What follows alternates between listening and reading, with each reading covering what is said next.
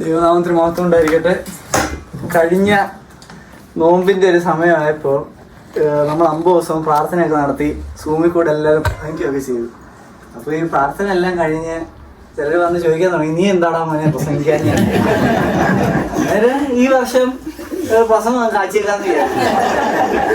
പക്ഷേ ഈ പ്രസംഗം അങ്ങോട്ട് എഴുതാനിരുന്നപ്പോഴാണ് അത്ര എളുപ്പം പരിപാടിയല്ല എന്നങ്ങോട്ട് മനസ്സിലായത്. അന്നേരം പിന്നെ വിചാരിച്ച് ഏപ്രിൽ ഫൂൾ ആണെന്നും പറഞ്ഞ് പ്രസംഗിക്കാതെ പോയാലോ. പക്ഷേ എന്നാലും ഇന്നത്തെ ലക്ഷണറിയുടെ ഭാഗമായിട്ട് സങ്കീർത്തനം 126 നിന്നാണ് പ്രസംഗിക്കാനായിട്ട് ഞാൻ ഉദ്ദേശിക്കുന്നത്. വലിയ പ്രസംഗമൊന്നുമില്ല, ചെറുതായിട്ട് എൻ്റെ മനസ്സിൽ വന്ന 3-4 പോയിന്റുകൾ പറയാൻ വേണ്ടി ഉദ്ദേശിക്കുന്നത്. സങ്കീർത്തനം 126. ആരെങ്കിലും ഒരാൾ അതൊന്ന് വായിക്കാമോ? യഹോവ സിയോന്റെ പ്രവാസികളെ മടക്കി വരുത്തിയപ്പോൾ ഞങ്ങൾ സ്വപ്നം കാണുന്നവരെ പോലെ ആയിരുന്നു. അന്ന് ഞങ്ങളുടെ വായിൽ ചിരിയും ഞങ്ങളുടെ നാവിന്മേൽ ആർപ്പും നിറഞ്ഞിരുന്നു. യഹോവ അവരിൽ വൻ കാര്യങ്ങളെ ചെയ്തിരിക്കുന്നു എന്ന് ജാതികളുടെ ഇടയിൽ അന്ന് പറഞ്ഞു. യഹോവ ഞങ്ങളിൽ വൻ കാര്യങ്ങളെ ചെയ്തിരിക്കുന്നു, അതുകൊണ്ട് ഞങ്ങൾ സന്തോഷിക്കുന്നു. യഹോവയെ തെക്കേ നാട്ടിലെ തോടുകളെ പോലെ ഞങ്ങളുടെ പ്രവാസികളെ മടക്കി വരുത്തണമേ. കണ്ണുനീരോടെ വിതയ്ക്കുന്നവർ ആർപ്പോടെ കൊയ്യും. വിത്ത് ചുമന്ന് കരഞ്ഞും വിതച്ചും കൊണ്ട് നടക്കുന്നു, കറ്റ ചുമന്നും ആർപ്പും കൊണ്ട് വരുന്നു. യഹോവ ഞങ്ങളിൽ വൻ കാര്യങ്ങളെ ചെയ്തിരിക്കുന്നു, അതുകൊണ്ട് ഞങ്ങൾ സന്തോഷിക്കുന്നു. നമുക്ക് പ്രാർത്ഥിക്കാം. ദൈവമായ കർത്താവേ, സ്വർഗ്ഗസ്ഥപിതാവേ, നല്ലൊരു ദിവസത്തിന് സന്ധ്യയിൽ നോമ്പ് പ്രാർത്ഥനയ്ക്കായി എപ്പിഫനി പള്ളിയിലെ അംഗങ്ങളായ ഞങ്ങൾക്ക് എല്ലാവർക്കും ഈ ഭവനത്തിൽ ഒത്തുകൂടാൻ സാധിച്ചതിൻ്റെ കൃപയ്ക്കായി ഞങ്ങൾ നിന്നെ സ്തോത്രം ചെയ്യുന്നു. കർത്താവേ, നിന്റെ വചനത്തിൽ നിന്ന് പ്രസംഗിക്കുമ്പോൾ നിന്റെ ദാസനായി അടിയനെ നീ നിന്റെ കരങ്ങളിൽ ഏൽപ്പിക്കുന്നു. കർത്താവേ, ഞങ്ങളുടെ ആരുടെയും മഹത്വത്തിനായില്ല, എന്നാലും നിന്റെ നാമത്തിന് വേണ്ടി പ്രസംഗിക്കുവാൻ അടിയനെ ഉപയോഗിക്കണമേ എന്ന് ഞങ്ങൾ പ്രാർത്ഥിക്കുന്നു. എല്ലാം യേശുവിന്റെ നാമത്തിൽ തന്നെ. Anticipation of renewal amid struggles. പ്രതിസന്ധികളുടെ മധ്യേ വിടുതലിനായുള്ള പ്രത്യാശ. നമ്മൾ ആലോചിച്ച് നോക്കിയാൽ പ്രതിസന്ധികൾ ഇല്ലാത്തവരായി ഈ ലോകത്ത് ആരുമില്ല. പ്രത്യേകിച്ച് നിങ്ങൾ എല്ലാവരും അമേരിക്കയിലോട്ട് നാട്ടിൽ നിന്നൊക്കെ വന്ന സമയത്ത് ഉണ്ടായിരുന്ന ഒരു പ്രതിസന്ധികളുടെ അവസ്ഥയൊക്കെ എന്നാലോചിച്ച് നോക്കി. ഇവിടെ വന്നു, എന്തോ ചെയ്യണമെന്ന് അറിയത്തില്ല, ജോലിയില്ല, ജോലിക്ക് പോകാൻ കൊടും തണുപ്പ്, സ്നോയ്, പിള്ളേരെ ബേബിസിറ്റ് ചെയ്യണം, ഇതൊക്കെ എന്തോ കഷ്ടപ്പാടുകളായിരുന്നു. പക്ഷെ എന്നാലും ദൈവത്തിൻ്റെ ഒരു കരുണയാലാണ് ഇപ്പം നമ്മളെല്ലാവരും ഈ ഒരു നിലയിൽ നിൽക്കുന്നത്. അന്നേരം ഈ അമേരിക്കയിൽ വന്ന അതേ പ്രതിസന്ധിയിൽ കൂടെ കടന്നുപോയ ഒരു കൂട്ടം ആളുകളാണ് യെരുശലേമിലെ ജനങ്ങൾ. അവര് 70 വർഷം ബാബിലോണിൽ അടിമകളായിരുന്നു. അവരെ വിടുവിക്കാൻ ദൈവം അവരെ വിടുവിച്ചു. അന്നേരം അവര് അവിടുന്ന് മടങ്ങിപ്പോയി കഴിഞ്ഞതിന് ശേഷം എഴുതിയ ഒരു സങ്കീർത്തനമാണിത്. 15 സങ്കീർത്തനങ്ങളിൽ ഒന്നാണ്. ദൈവത്തിന് സ്തുതി പാടുവാനായി എഴുതിയിരിക്കുന്ന ഒരു സങ്കീർത്തനമാണ്. അപ്പോൾ അവരുടെ അനുഭവം ഒന്ന് ആലോചിച്ച് നോക്കി. അവരാണെങ്കിൽ കഷ്ടപ്പെട്ട്, പൈസയുമില്ല, പണിയെടുക്കണം എല്ലാ ദിവസവും, നല്ല ലിവിങ് കണ്ടീഷൻസ് കാണത്തില്ല.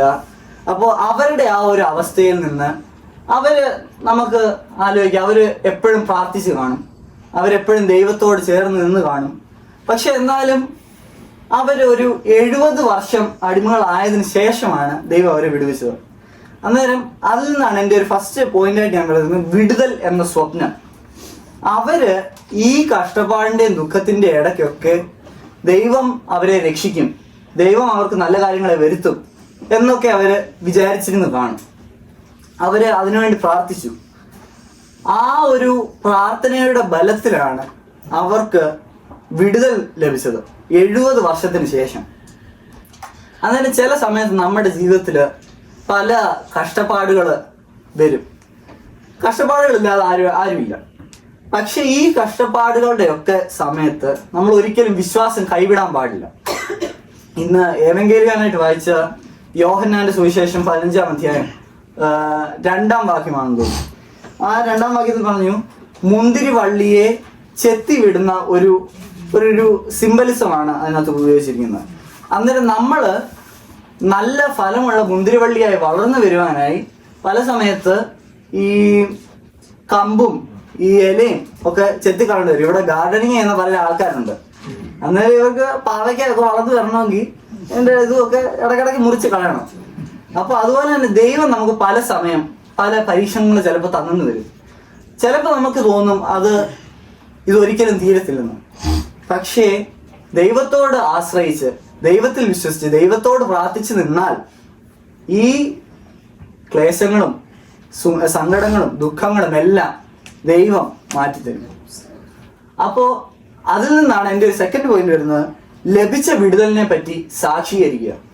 നമ്മൾ ഈ പ്രാർത്ഥിക്കുകയും മുട്ടിൽപായി പ്രാർത്ഥിച്ച് നമുക്ക് ഈ സൗഖ്യം കിട്ടിയ പിന്നെ നമ്മൾ ദൈവത്തെ അങ്ങ് മറന്നു പോകും. ചില സമയത്ത് ചിലര് കഷ്ടപ്പാടിന്റെ സമയത്ത് മാത്രമേ ദൈവത്തിനെ ഓർക്കത്തുള്ളൂ.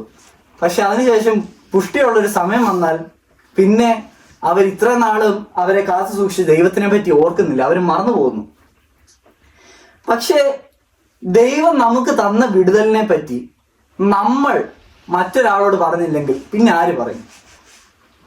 ഇപ്പോ നിങ്ങൾക്ക് ഒരു അസുഖത്തിൽ നിന്ന് ദൈവം വിടുതൽ തന്നിട്ട് അത് നിങ്ങളല്ലെങ്കിൽ പിന്നെ ആരാ പോയി പറയുന്നത് മറ്റാളുകളോട്? അതാണ് നമ്മുടെ എബ്രഹാം മർത്തോമ മെത്രാപ്പോലിത്ത് ഒരിക്കൽ പറഞ്ഞത്, എവ്രി മാർത്തോമൈറ്റ് ഇസ് എ മിഷനറി.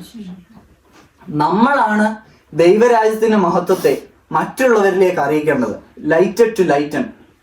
ദൈവം നമുക്ക് തന്ന കൃപയെയും ദൈവം നമുക്ക് തന്ന അനുഗ്രഹങ്ങളെയും മറ്റുള്ളവരുമായി പങ്കുവെച്ച് അവരെയും ദൈവത്തിങ്കിലേക്ക് അടുപ്പിക്കണം. അതാണ് നമ്മുടെ മിഷൻ. അപ്പോ നമുക്ക് കിട്ടിയ അനുഗ്രഹങ്ങളെ നമ്മൾ മറ്റുള്ളവരുമായി പങ്കുവെക്കണം. അവസാനമായി ഞാൻ പറയാൻ ഉദ്ദേശിക്കുന്നത് രക്ഷയ്ക്കായുള്ള പ്രതീക്ഷ. അപ്പൊ ഈ രക്ഷ എന്ന് പറഞ്ഞാൽ പല വിധമുണ്ട്. ഇപ്പോ നമുക്ക് നിത്യജീവൻ പ്രാപിക്കുന്നത് ഒരു തരത്തിലുള്ള രക്ഷയാണ്. അതാണെങ്കിൽ കർത്താവിന്റെ രണ്ടാം വരവിന് ശേഷം ഉള്ള ഒരു തരം രക്ഷയാണ് നിത്യജീവനിലുള്ള രക്ഷ. പക്ഷേ ഈ ഇസ്രായേൽ മക്കള് അനുഭവിച്ചത് അനുദിന രക്ഷയാണ്. അനുദിന രക്ഷ എന്ന് പറഞ്ഞാൽ അത് ഈ വേൾഡ്ലി മാറ്റേഴ്സ് ആണ്. അത് ഈ ലോകപരമായ കാര്യങ്ങളെ പറ്റി ബന്ധപ്പെടുത്തിക്കൊണ്ടുള്ള ഒരു രക്ഷയാണ് അനുദിന രക്ഷ.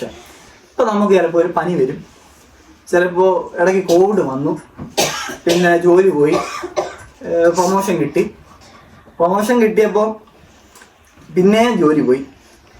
അതുപോലെ പല സമയം നമുക്ക് അനുദിന പ്രയാസങ്ങളുണ്ടാവും. അതിൽ നിന്നൊക്കെ രക്ഷ ആണ് ദൈവം നമുക്ക് തന്നത്. അതുപോലെ തന്നെയാണ് ഈ ഇസ്രായേൽ ജനത്തിനും കൊടുത്തിരിക്കുന്നത്. എന്താണ്, അവര് 70 വർഷം കഷ്ടപ്പെട്ടു. പക്ഷേ ഒന്ന് ആലോചിച്ച് നോക്കി, ദൈവത്തിന്റെ ഒരു ഇതിൽ 1000 ദിനങ്ങൾ ഒരു ദിവസം പോലെയും, ഒരു ദിനം 1000 വർഷം പോലെയും. അപ്പോ ദൈവത്തിന്റെ ആ ഒരു കോൺസെപ്റ്റിൽ ചിന്തിക്കുമ്പോൾ ഈ 70 വർഷം ഒന്നുമല്ല അത്. പക്ഷേ മനുഷ്യർക്ക് അത് വലിയൊരു കാര്യമായി തോന്നുമെങ്കിലും അത് അനുദിന രക്ഷയാണ്, അത് നിത്യജീവനുള്ള രക്ഷയല്ല. അതുപോലെ തന്നെ ഈ സങ്കീർത്തനക്കാരൻ ഈ ഇസ്രായേൽ ജനം സ്തുതി പാടുവാൻ വേണ്ടിയാണ് ഈ സങ്കീർത്തനം എഴുതിയത്. അത് ഞാൻ നേരത്തെ പറഞ്ഞ പോയിന്റ് പോലെ തന്നെ അവരെഴുതിയത് എന്തിനു വേണ്ടിയാണ്? നമ്മളിപ്പോൾ ഒരു ബുക്ക് എഴുതി അത് പബ്ലിഷ് ചെയ്യുന്നത് എന്തിനു വേണ്ടിയാ? മറ്റുള്ളവരത് വായിക്കുക. അന്നേരം ദൈവത്തിന്റെ കൃപയെ പറ്റി അവരെഴുതി മറ്റുള്ളവർക്ക് വായിക്കാൻ ഇന്ന് വരെ സാധിക്കുന്നുണ്ട് വേദപുസ്തകത്തിൽ കൂടെ. അന്നേരം അതുപോലെയുള്ള ഒരു ഔട്ട്റീച്ച് ആയിരിക്കണം, അതുപോലെയുള്ള ഒരു പ്രസ്താവനയായിരിക്കണം ദൈവത്തിന്റെ അനുഗ്രഹത്തെ പറ്റി നമ്മൾ ചെയ്യുന്നത്. അപ്പോ ഈ അനുദിന രക്ഷ നമുക്ക് ലഭിക്കണമെങ്കിൽ ഞാൻ ആദ്യം പറഞ്ഞ പോയിന്റ് പോലെ തന്നെ നമ്മൾ പ്രാർത്ഥിക്കണം. നമ്മൾ ദൈവവുമായുള്ള ബന്ധത്തിൽ നിരന്തരം ദൈവവുമായി ബന്ധപ്പെട്ടിരിക്കണം. എങ്കിൽ മാത്രമേ ഈ അനുദിന രക്ഷയോ നമ്മുടെ നിത്യജീവനിലുള്ള രക്ഷയോ എന്താണെങ്കിലും നമുക്ക് ലഭിക്കാൻ ഉള്ള അവസരം ഉണ്ടാവുള്ളൂ. കാരണം ദൈവം ഇല്ലെങ്കിൽ ഒന്നുമില്ല. അപ്പൊ ഞാൻ ഇന്ന് 3 കൊച്ചു പോയിന്റുകളാണ് പറഞ്ഞത്. വിടുതൽ എന്ന സ്വപ്നം, അതായത് ഇസ്രായേൽ മക്കളും നമ്മളും എപ്പോഴും നമ്മുടെ പ്രയാസങ്ങൾ മാറുവാൻ വേണ്ടി നമ്മൾ എപ്പോഴും ദൈവത്തോട് പ്രാർത്ഥിച്ചുകൊണ്ട് ഇരുന്ന് ആ ഒരു വിടുതൽ നമ്മൾ ആഗ്രഹിച്ച് അവസാനം നമുക്ക് കിട്ടും. ആ വിടുതലിനെ പറ്റി നമ്മൾ സാക്ഷീകരിക്കണം. ആ വിടുതലിനെ പറ്റി നമ്മൾ സാക്ഷീകരിച്ചില്ലെങ്കിൽ മറ്റാരും സാക്ഷീകരിക്കത്തില്ല. നമ്മൾ വേണം മറ്റുള്ളവരോട് പറഞ്ഞ് മറ്റുള്ളവരെ ദൈവത്തിന്റെ അടുക്കലേക്ക് എത്തിക്കുവാൻ. മറ്റൊന്ന് ഞാൻ പറഞ്ഞത് രക്ഷയ്ക്കായുള്ള പ്രതീക്ഷ. അതായത് നിത്യജീവനുള്ള രക്ഷയും അനുദിന രക്ഷയും.